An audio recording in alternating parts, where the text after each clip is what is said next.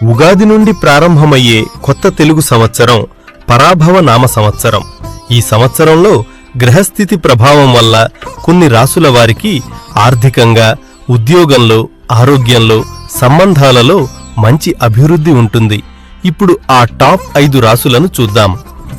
5వ స్థానంలో ఉన్న రాశి కుంభరాశి. ఆర్థిక పరిస్థితి క్రమంగా మెరుగుపడుతుంది.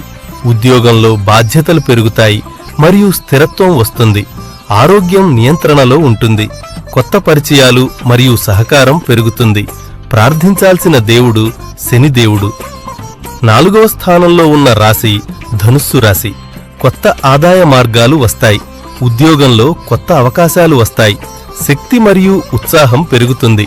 స్నేహితులు మరియు పరిచయాలు సహాయం చేస్తారు. ప్రార్థించాల్సిన దేవుడు దత్తాత్రేయ స్వామి. 3వ స్థానంలో ఉన్న రాశి సింహరాశి. ఆర్థిక స్థిరత్వం పెరుగుతుంది.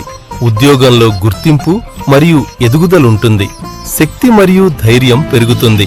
కుటుంబంలో గౌరవం పెరుగుతుంది. ప్రార్థించాల్సిన దేవుడు సూర్యనారాయణ స్వామి.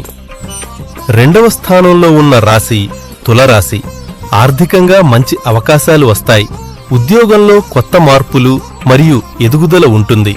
ఆరోగ్యం సాధారణంగా స్థిరంగా ఉంటుంది. సంబంధాలు బలపడతాయి. ప్రార్థించాల్సిన దేవుడు లక్ష్మీదేవి.